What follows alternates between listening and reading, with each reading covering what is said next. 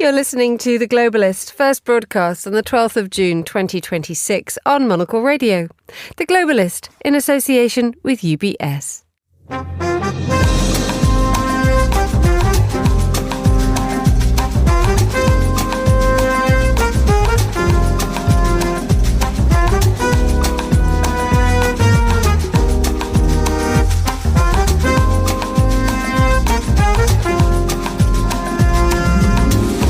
Live from London, this is The Globalist with me, Emma Nelson. A very warm welcome to today's programme. Coming up. It's not a bad thing if the big power is actually much smaller. Could the EU be about to tear apart its diplomatic service as criticism mounts of its foreign policy chief? We'll ask why a restructuring of the whole system could be on the cards. Also ahead in the next 60 minutes, Donald Trump cancels overnight strikes against Iran and promises a ceasefire deal is ready to go. Iran says it's not yet decided. And Emirates guarantees to fly home its passengers stranded by the Iran conflict. Will it be enough to tempt us all back to Dubai? We'll find out how Chanel's new head of jewellery will reshape the house codes. We'll go through Friday's papers and... We learned that a deal was imminent which would conclude hostilities in the Middle East. No, but seriously. Andrew Muller will remind us what we learned this week. That's all coming up on The Globalist, live from London.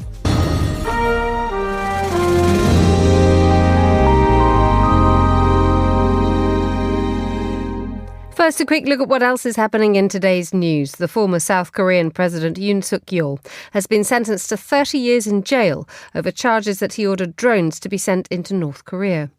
There have been more protests in Albania over the creation of a resort linked to the Trump family, and the former Japanese boxing champion Guts Ishimatsu has died aged 76. Stay tuned to Monocle Radio throughout the day for more on these stories. But first, could we be about to see a major overhaul of the European Union's foreign policy unit? Its current chief, Kaja Kallas, has been criticised, including for speaking publicly on issues that she should not talked about in public, and more widely for her department's ability to respond to crises. Well, joining us now from Milan is Monocle's Europe editor-at-large, Ed Stocker. Good morning, Ed. Good morning, Emma. So just outline the purpose, the function of the EEAS, the External Action Service. It is basically the EU's foreign policy unit, isn't it? It is indeed. You've done my job for me. I mean, this is, it was created as this autonomous body 15 years ago. It has more than 145 ambassadors around the world, and it has a pretty whopping budget of around €1 billion. And broadly speaking, it is there to oversee EU peace, security and defence, multilateral relations, to be the foreign affairs arm of the European Union. And it's been overseen by the former Estonian Prime Minister Kaja Kallas since the beginning of December in 2024. You mentioned this idea of it, this EEAS, this European External Action Service, potentially being torn apart.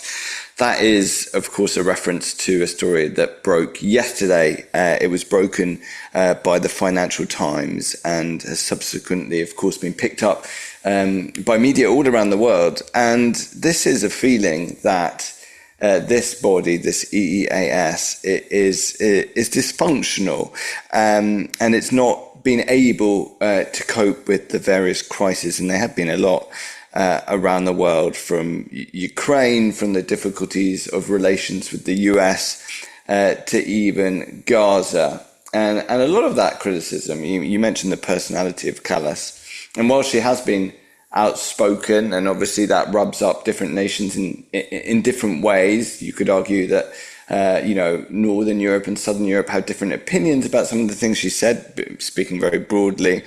But it's also about the sort of structural fact of this. You have different competing bodies, and we can go into that in more detail if you like, Emma, that are sort of rendering possibly the functionality of the EEAS difficult. Too many cooks in a way, too many different institutions, too many different layers in a block of 27 member states that are making it ineffective in today's world, if you like. Indeed. And I mean, let's just focus on Kaja Kallas to start off with. She has come under criticism, but yesterday on The Globalist, Jenny Mathers from Aberystwyth University said that the criticism towards Kaja Kallas is mainly misogyny. Is that correct?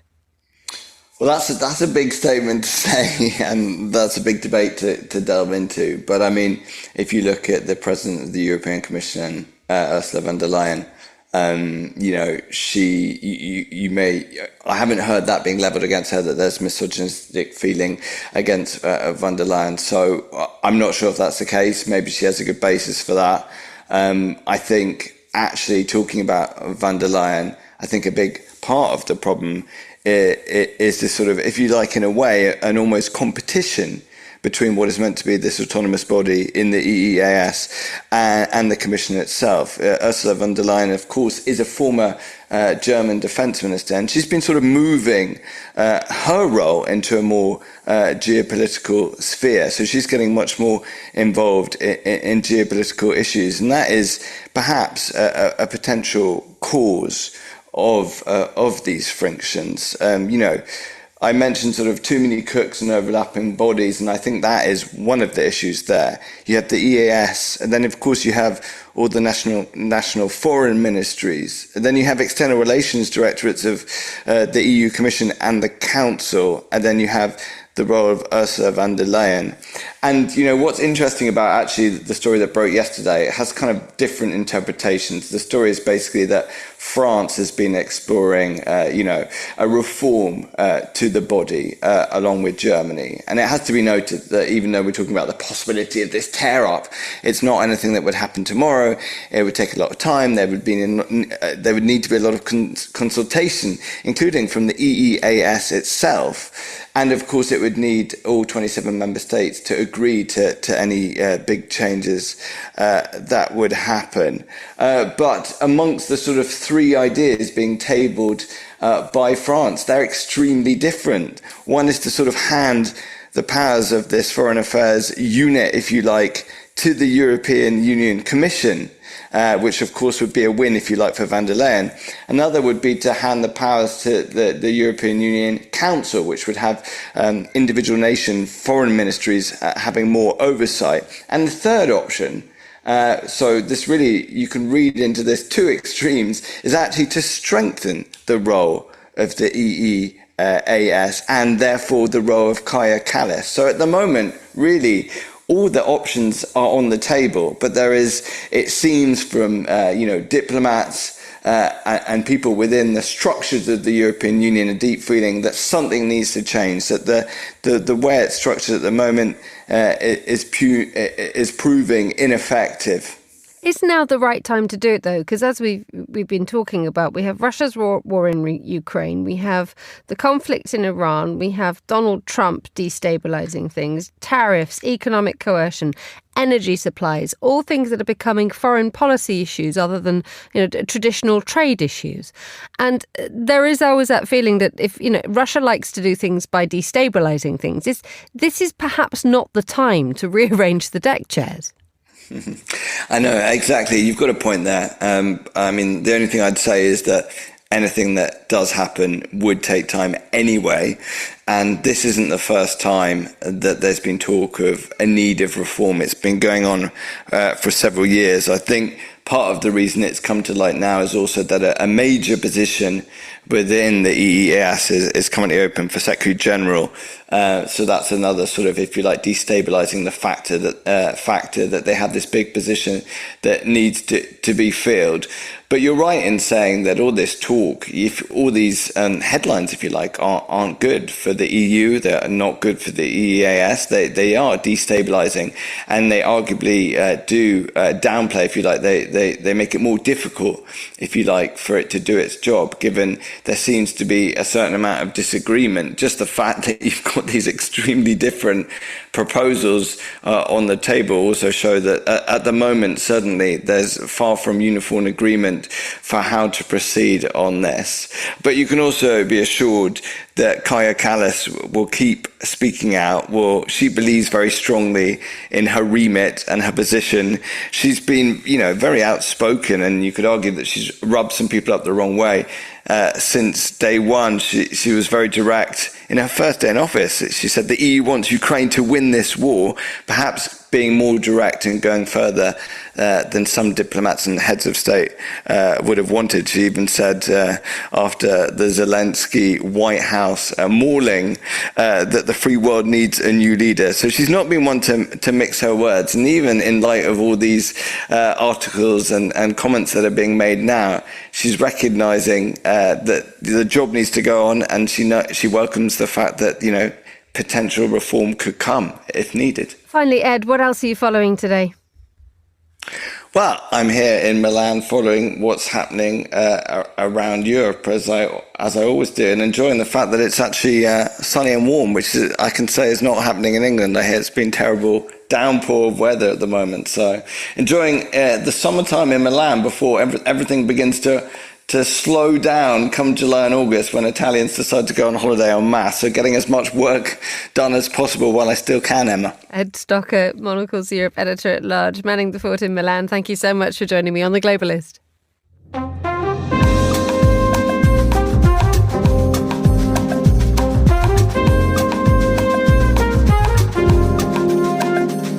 10:11am in Dubai, 7:11am here in London. Now, just hours before a fresh wave of US airstrikes was due to target Iran, President Donald Trump announced on social media that they had been cancelled. He added that final points have been, in both concept and great detail, approved by all parties involved. That is what Donald Trump says. Iran says it's not yet decided. I'm joined now from the Seychelles by Monocle's Gulf correspondent Inzamam Rashid. Good morning to you, Inzi. Good morning, Emma. So this is another back and forth breakneck turn.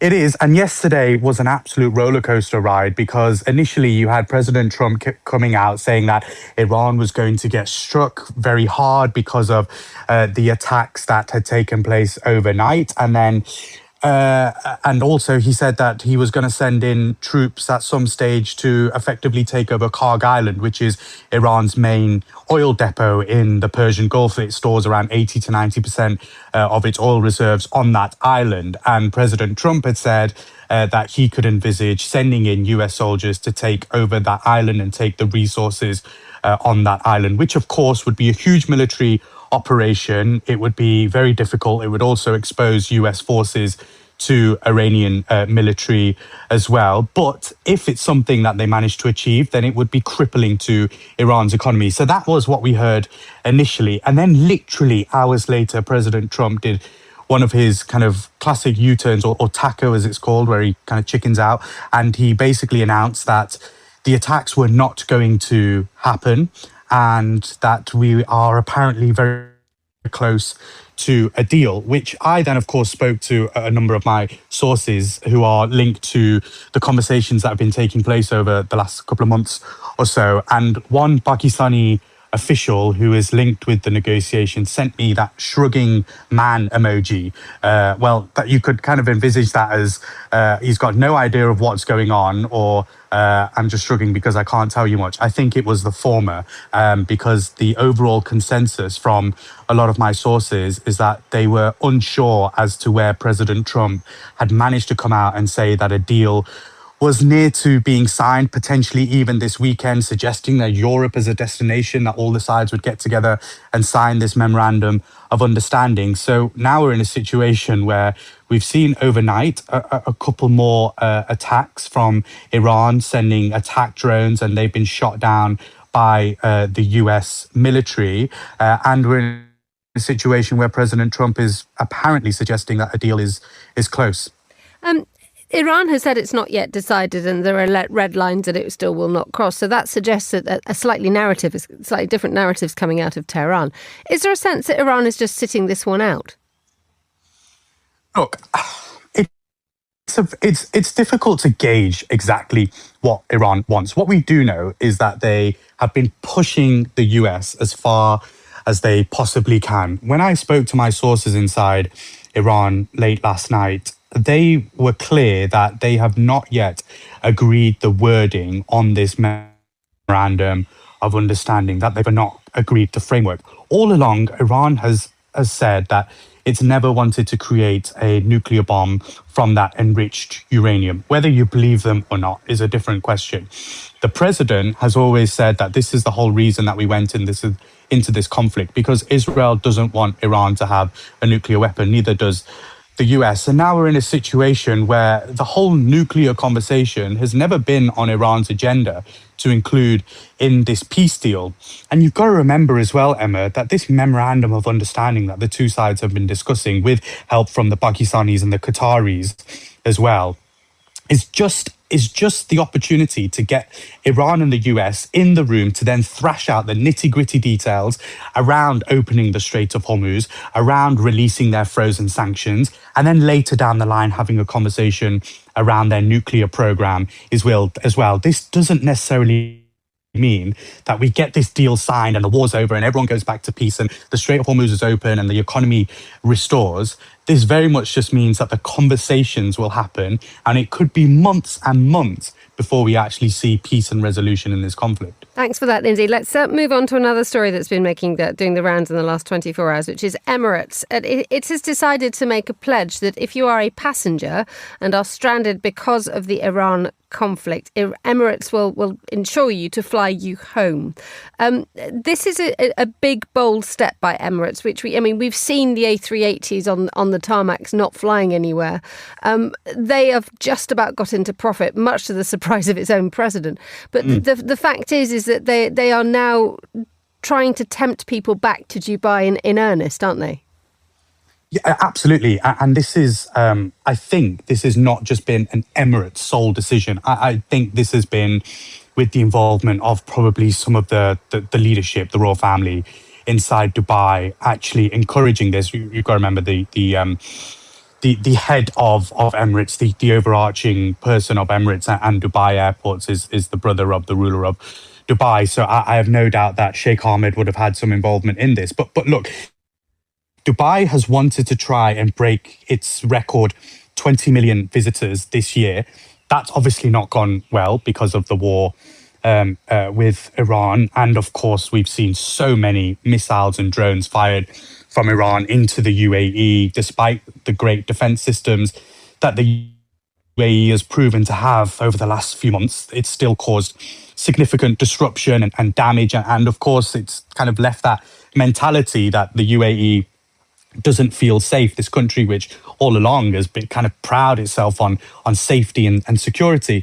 So that number, they're not going to surpass. And there are some figures out there suggesting that Dubai is losing around £450 million a day due to the hotel closures, due to businesses suffering. And look, I'm going to be absolutely frank with you, Emma. Tourism is pretty next to nothing in Dubai right now. We are not seeing many people, as you would, usual Brits coming in to enjoy their holidays. We're seeing far few kind of Australians or far few Russians even flying in and spending time in Dubai. Yes, many residents have remained, and actually a lot of residents are taking up the staycation offer. I wrote a piece for Monocle.com just the other day where I spoke specifically about how many people in the Gulf will probably look to stay at home this summer and take advantage of some of the hotels and staycation offers. But I think this particular move by Emirates is quite clever, because there's this whole notion of when people want to go somewhere, they want to have the reassurance that they can get back home, right? I think that's the feeling that you have. And so going to a place where it's essentially been in the middle of a conflict, you want the reassurance that you can get back home. And I think that's what Emirates is trying to do. They're saying that we will put passengers on whatever flight it means, even if it's not an Emirates flight, other carriers, we will give you the assurance that we will get you back home safely. Monocle's Imzman Rashid in Seychelles. Thank you so much for joining us on the programme. Still to come on today's Globalist. Aside from the automotive sector, the state has also seen investments in battery technology, defense production, and data centers. But it's not the threat of tariffs that has convinced companies to move to Savannah. We head to the US state of Georgia to hear about the resurgence in manufacturing. Stay tuned. Craft is a matter of perspective, a unique outlook, and obsessive attention to detail. With UBS's Chief Investment Office Houseview, We're focused on identifying the latest investment opportunities and market risks to help you achieve your financial goals, so you get the big picture broken down into thought-provoking insights. Delivered daily and curated by over 200 globally connected, locally active analysts. UBS. Banking is our craft.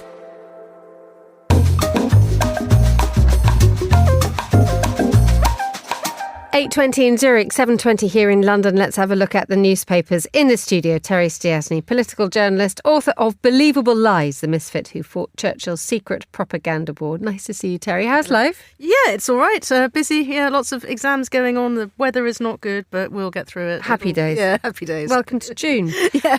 In the Northern Hemisphere, at least.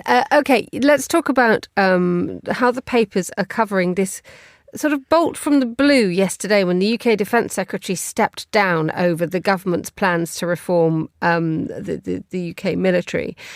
This was the departure of one of the Prime Minister, Sir Keir Starmer's absolute stalwart, real, not to sort of play the metaphor too much, but one of his great foot soldiers. Yes, I mean, well, everyone is playing the metaphors a lot this morning, as you would expect in the British papers. So I'm just flicking through here. The Daily Telegraph says John Healey, the Defence Secretary, torpedoes Starmer. Shock resignation leaves Starmer on the brink, says The Guardian. And another military metaphor in The Sun, which says thanks but no tanks, which really gets to what this argument here was about, which was that the government had promised to increase defence spending in line with other NATO allies.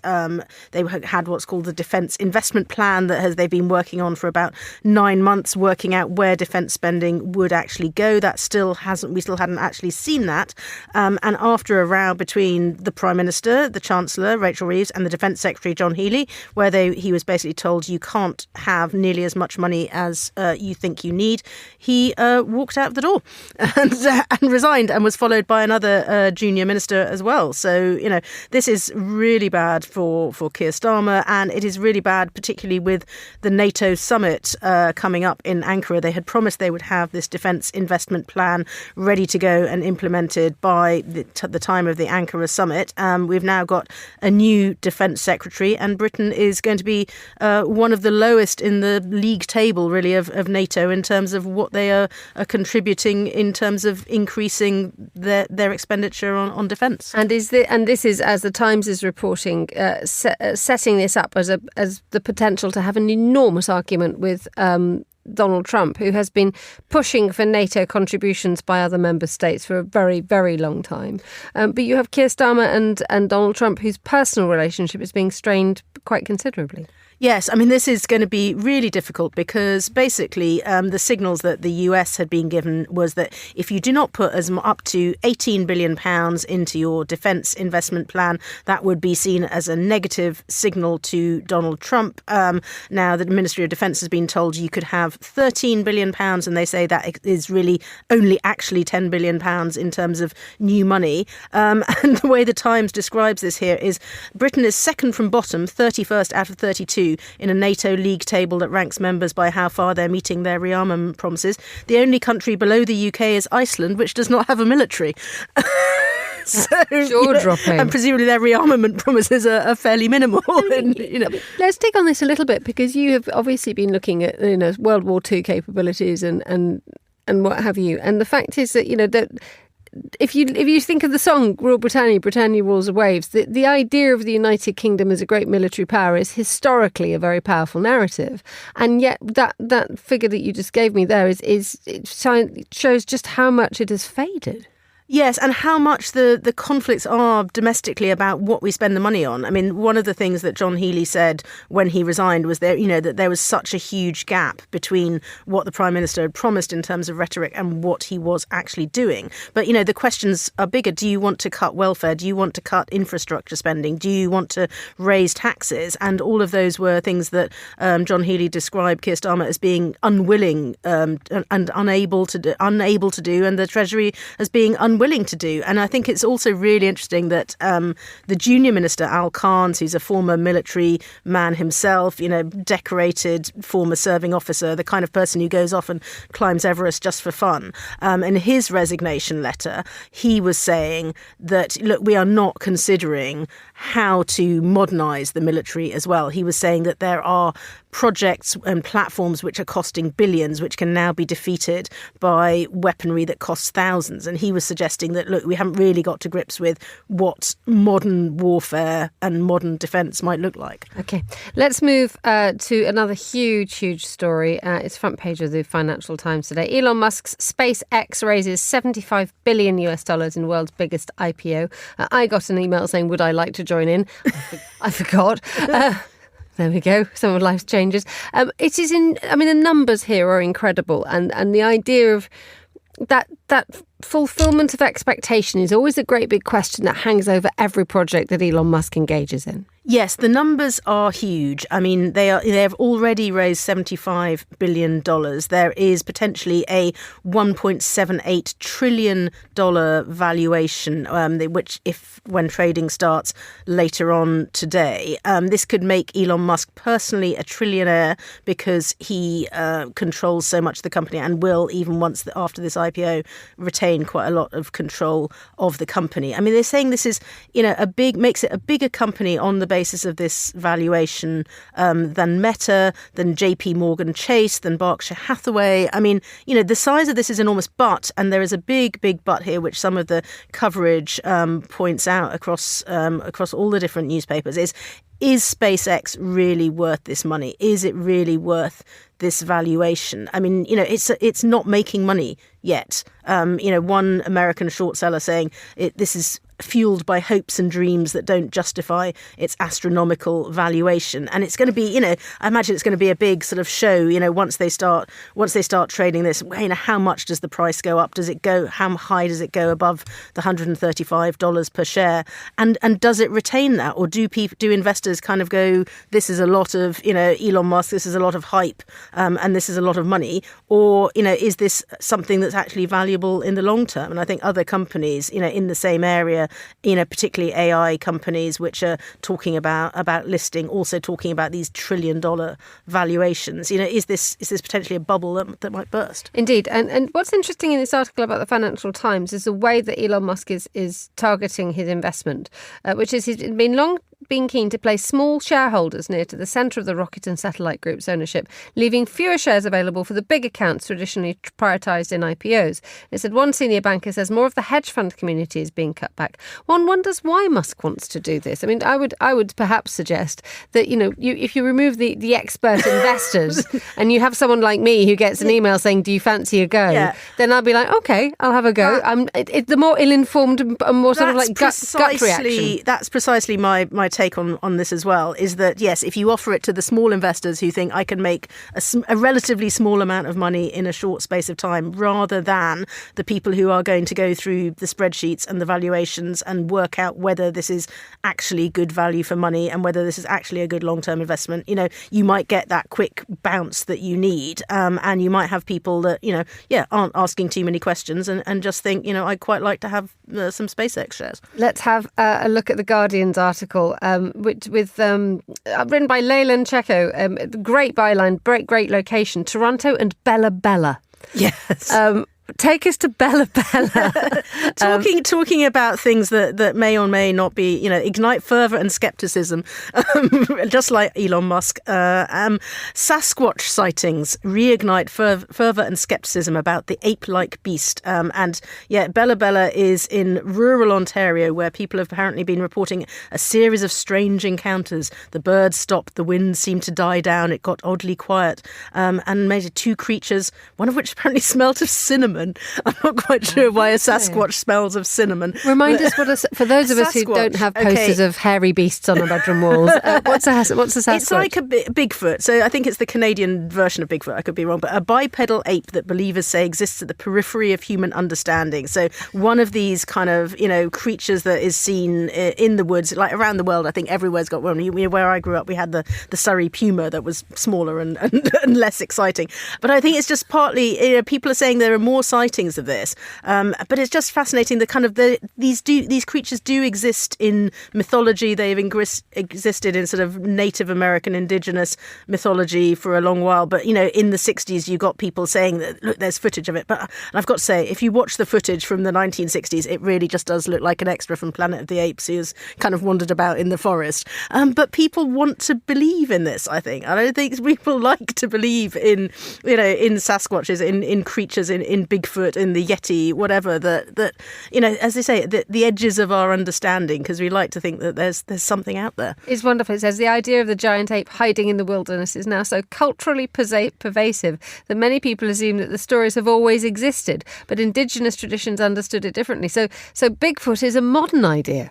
Well, yeah, I think sometimes these things are, because it's saying in Bella Bella, this community in British Columbia, there's a Sasquatch figure carved into the ceremonial posts. But yeah, these stories, maybe the stories did always exist, but they've just been written down. Apparently, it says in oral tradition there is something called wood knocking, that you hear strange noises from out of the forest. But I think it's just we always seek to explain things that we can't explain, but now we want scientific evidence.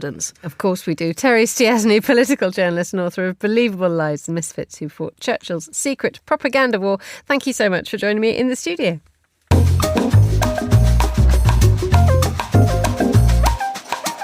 Now here's a look at some of the other stories we're keeping an eye on today. The former South Korean President Yoon Suk Yeol has been sentenced to 30 years in jail over charges that he ordered drones to be sent into North Korea.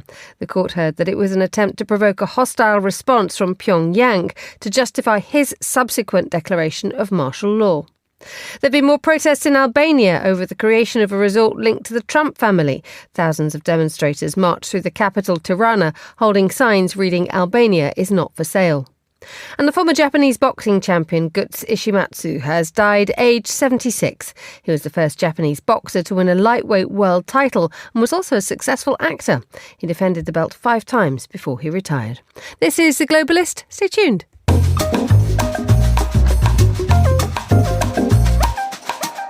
Now, when he took office last year, President Trump promised that US manufacturing would bounce back. Jobs and factories will come roaring back into our country, and you see it happening already. That was Donald Trump in April 2025. On the very same day, he announced global tariffs of up to 50% on more than 160 countries. But as new data shows, the golden age, or so-called golden age, of US manufacturing that the president was touting has yet to arrive. And journalist H.J. Mai went to Savannah, Georgia, a place that's seen a resurgence in manufacturing, but not because of Donald Trump's policies. Savannah is a small town near Georgia's Atlantic coast. It is considered the first planned city in America and known for its historic downtown. What many tourists might not know is that Savannah is also home to one of the busiest seaports in the whole country.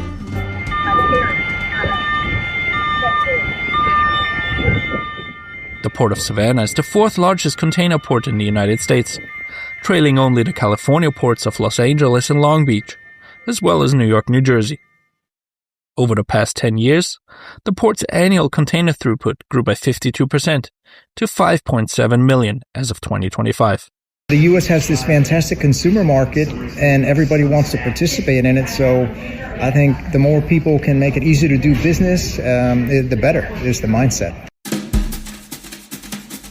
Tom Boyd is the Chief Communications Officer for the Georgia Ports Authority, which owns and operates the Port of Savannah. The port is not directly located on the Atlantic coast. Ships must travel about 18 miles up the Savannah River to reach its docks, which comes with its own set of challenges. But the port makes up for it with lower shipping and operating costs, and an extensive logistics infrastructure, says Ed Vance, who's the vice president of Ardrey, a company that provides electrical components to utilities around the world. It was very quickly obvious that Savannah was the best place. The access to the port, being able to build a facility as close to the port as you can here, and having that built-in logistics infrastructure already here, that was critical for us. Ardrey moved from New Jersey to Savannah in 2003 and has benefited from the port's growth. States throughout the southeast U.S. have been trying to lure foreign investments over the past several decades.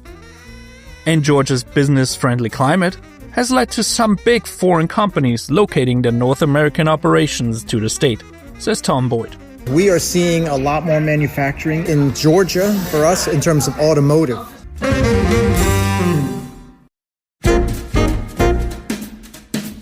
Hyundai and Mercedes-Benz are two big names that have found a new home in Georgia.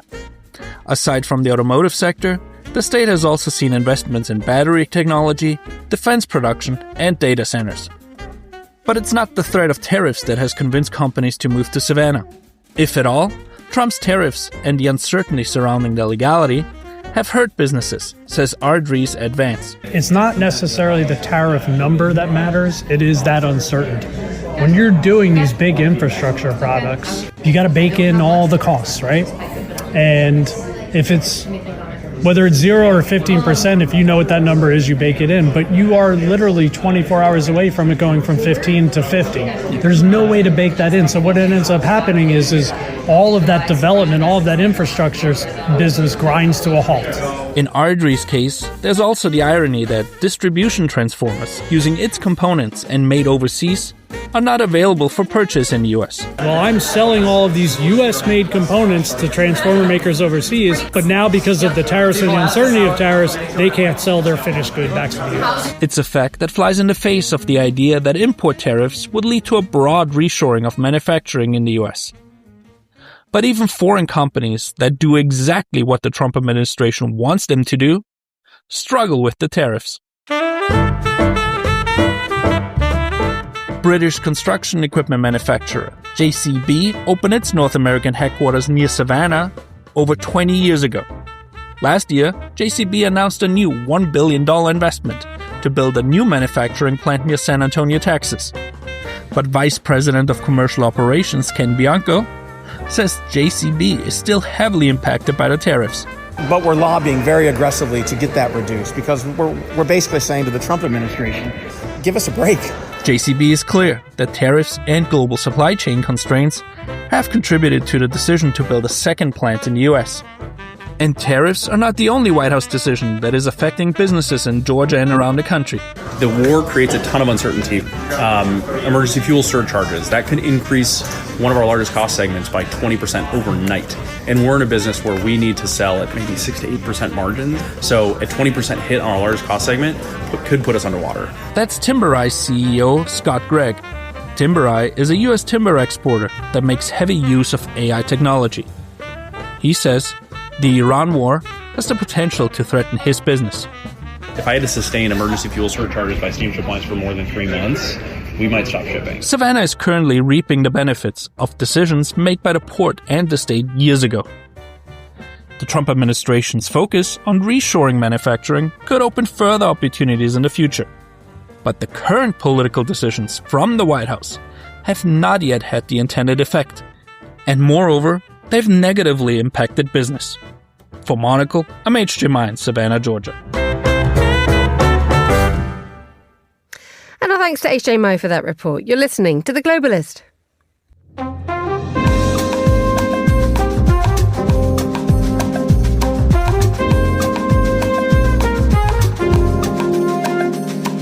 It's the end of the week, so here's Andrew Muller to tell us what we learned.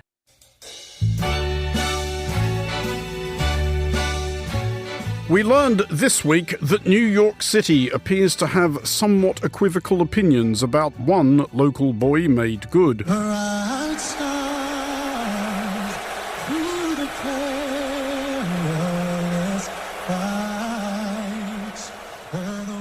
We learned, yes, that the New York Knicks home crowd at Madison Square Garden were other than delighted by the presence at Game 3 of the ongoing National Basketball Association Finals of US President Donald Trump, though, in fairness, not the first time he's copped a damning verdict in a Manhattan court.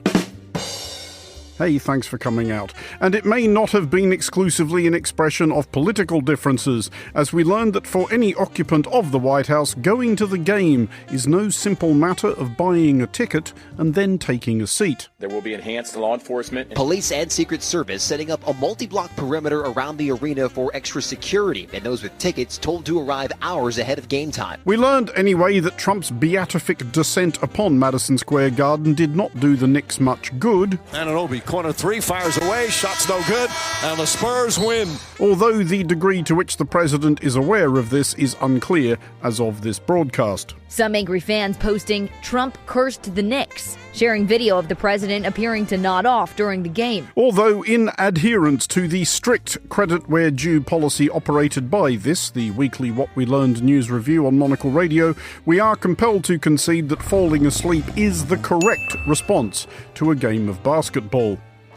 But sticking with the subject of will-to-live sapping spectacles prompting sane observers to ask questions including but not limited to, what are we even doing here? Is there a point to any of this? And Christ alive, how much longer is this going to go on for?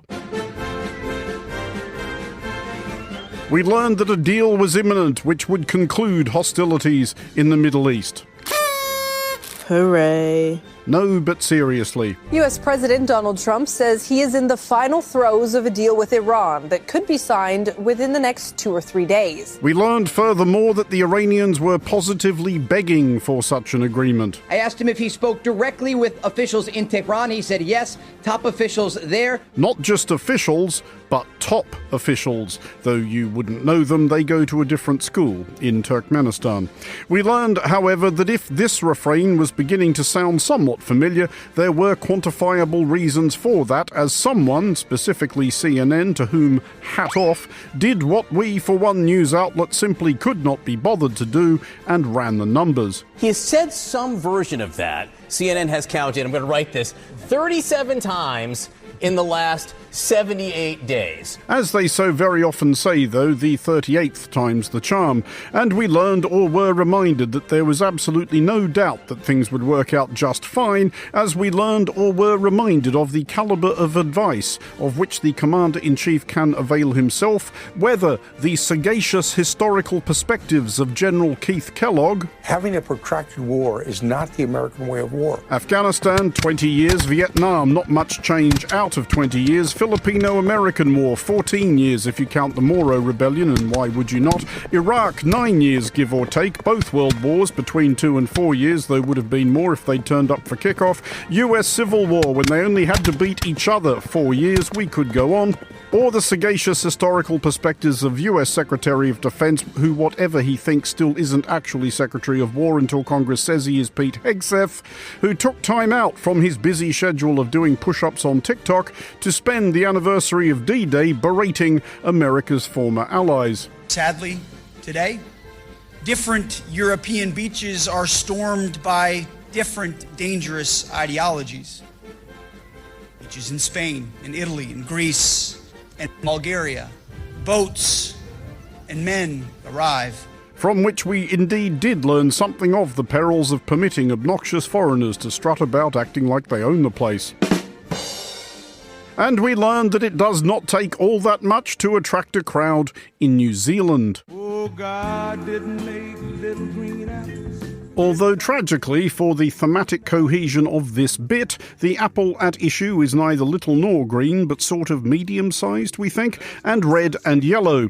We learned that a Christchurch grocery emporium, specifically Sunshine Corner Market in Marihau, had found in a recent delivery of red Braeburns a so-called chimera apple, almost evenly split between red and yellow halves, like imagine a Galatasaray shirt with a stem in it. An evocative image which will resonate with our many Turkish listeners. Big hello to everyone tuning in from Istanbul, Gaziantep, Diyarbakir and Trabzon. Hello! We learned anyway that back in New Zealand the rare fruit had proved hugely appealing. To the extent that Christchurchians and, who knows, pilgrims who had travelled from far afield on assorted donkey-drawn contraptions were queuing around the block for a glimpse of the two-tone orb. We learned from testimony offered by Sunshine Corner's proprietor to agog local reporters that incredulous shoppers, upon espying the quirky comestible, were returning with their families that they too might bask in its majesty. For further, if you will, insider analysis, it's over to our New Zealand desk chief, David Stevens. Is this that important? I've actually got quite a bit on. Appreciate the insight as always. Thanks, David. For Monocle Radio, I'm Andrew Muller.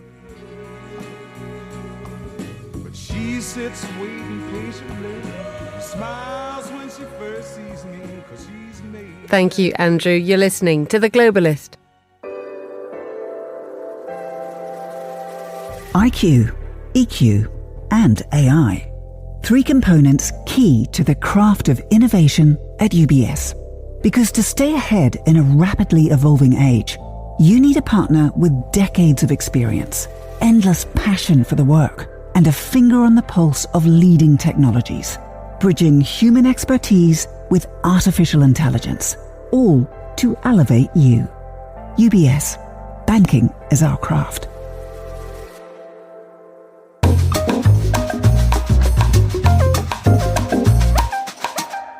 Well, we had a bit of David Stevens a little earlier on in Andrew's What We Learned. Not entirely forthcoming with stories from New Zealand, so let's remedy that immediately by heading to Wellington. We can hear from the field correspondent at Radio New Zealand, Charlotte Cook, for a roundup of stories from where she is. Good afternoon to you, Charlotte. Oh, kia ora, good morning from New Zealand. Excellent. What's it like where you are today? Oh, well, we're heading into winter. It's dark and probably quite similar to the UK in winter, really. Yes, we're not talking about that. Okay, Charlotte, what we've spotted, the weather, the climate has actually started to pose quite a threat, hasn't it? Yeah, it's been an interesting week, and this one-off event won't seem like a lot, but in the context of where it's coming from, it's huge. So this week, we've had a local state of emergency in Wellington on our south coast, which is a beautiful part of the city.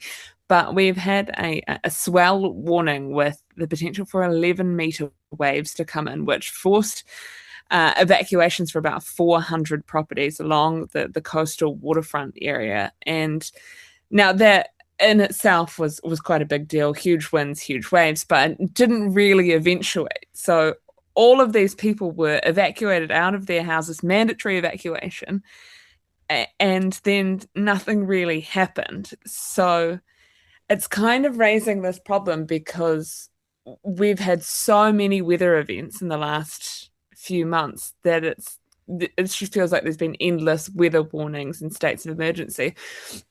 So it's starting this kind of process of no one wants to be, the mayor that cried wolf over a situation that wasn't going to get bad, and we're starting to look at that because some people are like, actually, we really didn't need to leave our homes, and others are like, better safe than sorry. So it's been quite a week for prompting those sort of things. And there's also been some new American study that shows 1 in 100 year weather events are actually happening twice a year in Wellington. So people are pretty tired of being battered by the weather. And is there a genuine sense that people will one day decide not to go because they have heard the evacuation warning so many times? I think so. And I mean, there are still some battle-hardened coast people that had the authorities come and knock on their door and say, you need to be out of here by 9 o'clock in the morning. And they're like, yeah. And they didn't go. They've all lived there for 20 odd years and know the coastline and the weather and the waves better than they know themselves in some instincts. So they didn't leave. And they were like, yeah, we're not going to leave. We know this, and we know that's our risk to stay here. But also it's like if something goes wrong, authorities have said we're not coming in to get you and putting anyone else at risk. So I think there will be a real move of people who are sick of being told there's a red warning, or we're going into a state of emergency, when the worst weather events that we've had have actually been ones that have come with no warnings. Charlotte, let's move on to an excellent article that you've written for RNZ, which is a local MP who's decided to give out merchandise to children. It's quite a unique idea, really, but I'm not sure it's hitting the mark. So this local MP, he's been visiting schools, talking about his role, what he does for the community, and then at the end of it, hands over these swag bags of merchandise. Now, there is like pens and paper and some little rugby balls, some sweets, and a few other bits and pieces, which is all, fine, but it's all emblazoned with the National Party and his name and face and contact details. So these kids, and we're talking young kids, maybe under 12, are taking them home to their parents, and their parents are saying, what are you doing getting like all this electioneering material? And it's really upsetting some parents and causing a bit of a stir, because there are rules in New Zealand that schools have to be apolitical, and that perhaps this isn't entirely appropriate. So I put this to the MP and said, is this a breach of the rules? Do you have permission to do this? And who's paying for all this merchandise? And he said, no, it's not electioneering. It's just a way that I get my contact details to families in the area. And I thought it's quite a fantastic different take on what can be considered, advertising and political electioneering versus, no, this is just like a business card. It is absolutely brilliant, because of merchandise, it's literally the usual tat. It's stress balls and pens and badges and the usual stuff. It sort of lacks imagination, but it's certainly not short in volume. No, it's quite an interesting thing. And then, and then is a whole question in itself is, how do you educate children about politics and civics and things like that without this awesome access that we do have to politicians in New Zealand? So parents are, let's learn about politics, but let's keep it away from trying to indoctrinate our kids from age 10. Okay, let's move on to I think New Zealand has made it to the World Cup. Well done, New Zealand. Their first fixture is on the 15th of June, and it's against Iran. So this is going to be quite a lively encounter. It will indeed, and I have to admit that I am not at all the most lively football fan, but that's fine. You're forgiven for that. Find a place to watch it. But most interestingly, from my perspective of the World Cup, is this really unique story, which has kind of gone viral, about a football player that we have that's in the World Cup. Now, he's a bit of a nobody, really. And so this Argentinian influencer set out on a mission to find the least known player in the Football World Cup and settled on our very own defender for the All Whites. His name's Tim Payne. And so he had a couple of thousand followers on Instagram. And then this Argentinian influencer said everyone must support him. Everyone has to follow him. Everyone has to hype him up. This is going to be his biggest season ever. And now this, in the space of about a week, he's got 5.6 million followers now, which I have to tell you is larger than the population of New Zealand. And even better, he's had 400 international requests for interviews. It's incredible. He's had to employ like a PR company to manage all of his content, because he's not really into social media. That's why he's relatively unknown. It's just this fantastic story about how, the weird and wonderful ways the internet can work. Charlotte Cook, field correspondent for Radio New Zealand, thank you for joining us on The Globalist.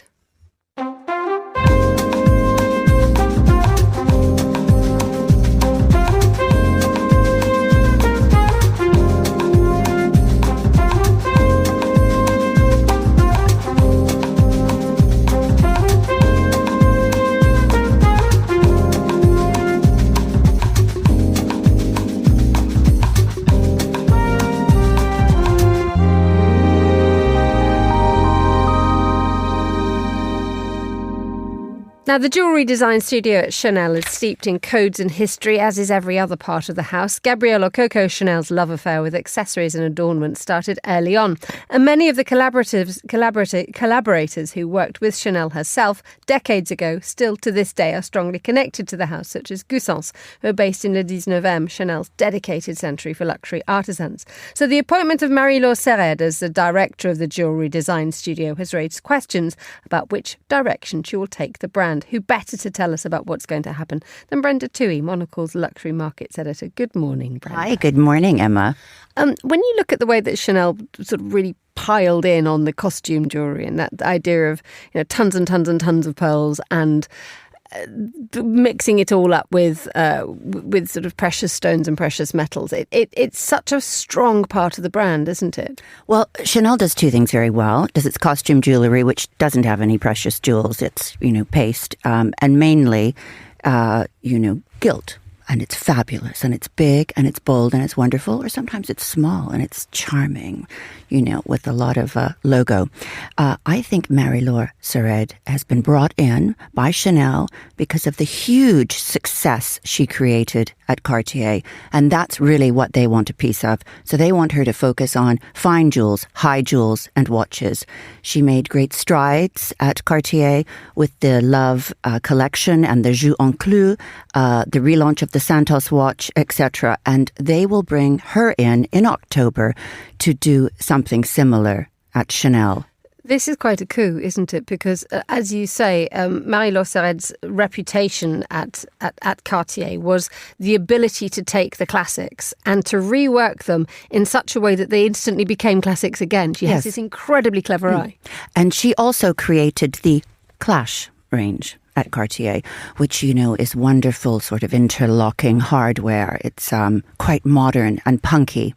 And let's see what she does at Chanel. I mean, there are the familiar codes of the house, the lion, the wheat sheaf, the camellia, and the emerald cut rock crystal Chanel No. 5 bottle top, which is present in the Premier Ribbon watch by Chanel. So let's see what she, plays with. And this is something that's very much what's happening at Chanel at the moment, when we have Mathieu Blasi, who's coming in and as the new creative director is playing with the codes and as a result is bringing in huge amounts of fresh attention, fresh love, and indeed is making Chanel quite, the business is good again.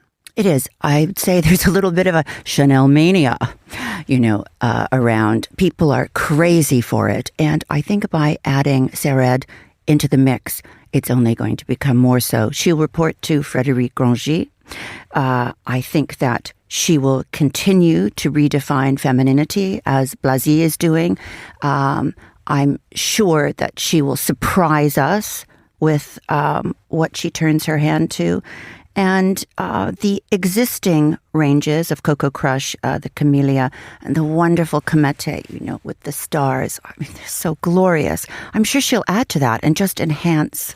Indeed, one wonders whether Chanel actually needs a brand new line in all of this, when she will start to rework Coco Crush or start to do the things that have become quite popular. But dare we say it, there is perhaps a need for a fresh view of all this. And when Karl Lagerfeld came in, he just plastered logos everywhere. And when you look at the logo mania is incredible. When you look at what Sered has done, she's much more subtle. Yeah, she's pretty cool, isn't she? There is that sort of, I think, rock kind of element to what she does. It'll be interesting to see what she does with the high jewels that have been fabulous. I mean, that are always fabulous. The one-off creations. It'll be fun to see if she does create a new range. Maybe they'll look at the wheat sheaf and create something else. So she's working along a lot of different strains. There's the fine jewels, which obviously is more accessible than the high jewels.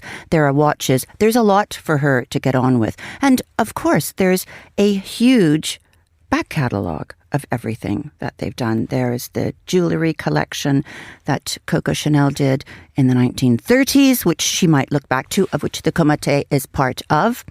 So there's a wonderful archive for her to play with before she even creates anything new. Indeed. Brenda Tui, Monocle's Luxury Markets Editor, thank you so much for joining me in the studio. And that's all the time we have for today's programme. The warmest of thanks to all my guests and to the producers, Chris Chermack, Thomas Waterhouse and Laura Kramer.